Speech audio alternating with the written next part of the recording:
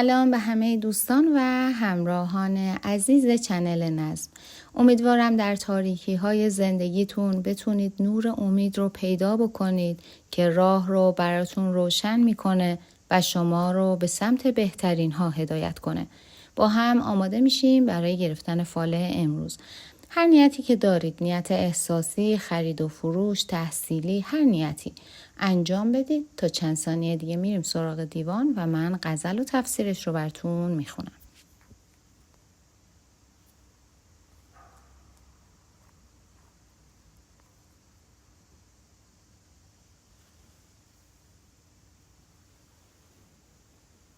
خب دوستان، اگر نیتاتون رو انجام دادیم ببینیم حافظ امروز چه توصیه‌ای برای ما دارن. عشق تو نهال حیرت آمد، وصل تو کمال حیرت آمد. بس غرقه حال وصل کآخر هم بر سر حال حیرت آمد. یک دل بنما که در ره او بر چهره نه خال حیرت آمد. نه وصل بماند و نه واصل آنجا که خیال حیرت آمد. از هر طرفی که گوش کردم آواز سؤال حیرت آمد. شد منهزم از کمال عزت آن را که جلال حیرت آمد. سر تا قدم وجود حافظ در عشق نهال حیرت آمد. خب دوستان، باید بگم در این غزل حضرت حافظ از وادی حیرت صحبت میکنه و عاشق شدن رو ابتدای حیرت میدونه و اون رو به یک نهال تازه کاشته شده تشبیه میکنه و وصال که در انتهای راه عاشقی هست بالاترین درجه از حیرانی میدونه. حافظ به عاشق توصیه میکنه که در راه محبوب یک دلی رو پیشه بگیره. اما در تفسیر این غزل حافظ میگه شما در مرحله حساسی از زندگیتون قرار دارید که تا الان برای رسیدن به هدفتون تلاش‌های زیادی انجام دادید و به نسبت به یه سری از موفقیت‌ها هم دست پیدا کردید، اما کافی نیست و دوست دارید موفقیت‌های بیشتری داشته باشید، هدف‌های بیشتری داشته باشید و در این راه باید تلاش بیشتری هم داشته باشید، چون هدفی که در پس ذهن شما هست همت بلندی رو میطلبه. پس باید صبور باشید، به خدا توکل کنید و برای رسیدن به هدفی که دارید زحمات زیادی رو تحمل کنید و ناامیدی رو از خودتون دور بکنید. دوستانی که نیت احساسی داشتن، حافظ میگه شما عشقی در سر دارید، به کسی عشق میورزید که این عشق و علاقه همه رو به تعجب واداشته. حتی برای خود شما هم اینطور هست که گاهی وقتها به وصال امیدی ندارید و برای خودتون دور از ذهن میدونید. باید اضطراب رو از خودتون دور بکنید، خیال بافی رو از خودتون دور بکنید و وقت اون رسیده که در زندگیتون یک تحولی ایجاد بکنید. واقع نگر باشید، حقیقت جو باشید و اگر فکر میکنید این وصال برای شما امکان پذیر نیست، بهتر دست از این عشق بردارید. در غیر این صورت برای رسیدن به عشقتون تلاش بکنید. دوستان، در مورد نیتی که دارید، حافظ میگه این نیت باعث سرگردونی و حیرت شما شده، مشغول کرده ذهن شما رو و داره بهتون توصیه میکنه که اگر براتون امکان داره از این نیت صرف نظر بکنید، چون تا الان به جز رنج، دلهره و عذاب برای شما چیزی نداشته و ممکنه موقعیت‌های بهتری سر راه شما قرار بگیره که شما چون ذهنتون مشغول این مورد هست دیگه به موقعیت‌های جدید حتی فکر نمی‌کنید و حتی ممکن اصلا به چشمتون نیاد. پس بهتره در حال حاضر از این نیت صرف نظر بکنید. حافظ میگه یکی از اقوام شما به شدت به کمک شما احتیاج داره و منتظره که از شما یک پیامی برسه که شما میتونید بهش کمک کنید و در واقع چشم انتظار کمک شما هست.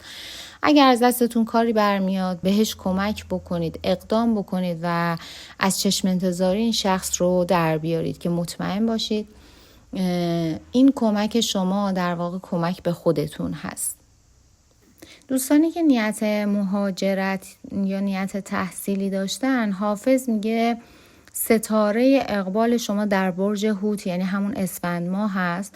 با قدری صبر، دقت و تلاش میتونید به نیتتون برسید. برای رسیدن به این نیت باید تلاش زیادی داشته باشید، از خودگذشتگی بکنید، از خیلی از مسائلتون باید بگذرید و بدونید که اگر تمام تلاشتون رو در این راه بذارید موفقیت شما حتمی خواهد بود.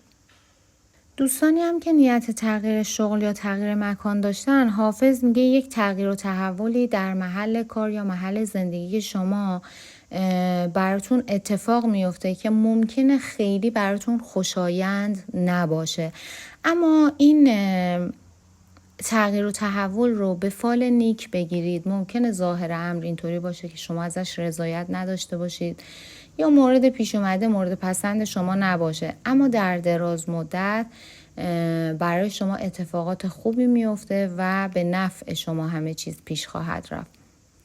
در آخر هم دوستان، اگر نیت فرزند داشتید، باید بگم 4 فرزند در چاله شما دیده میشه که فرزند اول و فرزند آخرتون موفقیتشون از بقیه فرزندان بیشتر خواهد بود.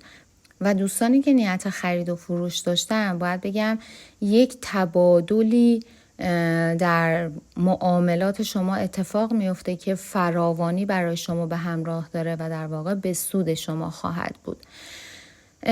و نکته‌ای که در آخر فال حافظ داره بهتون توصیه میکنه اینه که در اتفاقاتی که براتون پیش میاد، در روابطتون، در کارهاتون، سعی بکنید از تحقیر دیگران دست بردارید. حتما شنیدید که هر کاری که بکنید به خودتون برمیگرده و در واقع ما آدم ها نتیجه اعمال خودمون رو میبینیم. وقتی دیگران رو تحقیر میکنیم، وقتی تمسخر میکنیم افراد رو و دائما ازشون ایراد میگیریم، همش یه اشتباه رو تو سرشون میزنیم که تو هیچ کاری رو به درستی انجام نمیدی، همش خطا داری، همش داری اشتباه میکنی و دائما سرکوب میکنیم اونها رو، در واقع اون شخص رو تحقیر نمی کنیم، اون شخص رو تمسخر نمی کنیم، بلکه روح الهی و آفریدگار اون شخص رو ما داریم تحقیر می کنیم. حتما شنیدید که میگن انسان اشرف مخلوقاته، اما میدونید چرا؟ چون انسان تنها مخلوقی از مخلوقات آفریدگار هست که خداوند از روح خودش در انسان دمیده. یعنی در وجود همه ما انسان ها روح خداوند هست و اگر هر روز و هر لحظه این موضوع رو در ذهنمون یادآوری بکنیم، همین که تمام نگرانی ها، تمام خشم، بدخلقی، ترس و وسواس هامون از بین میره.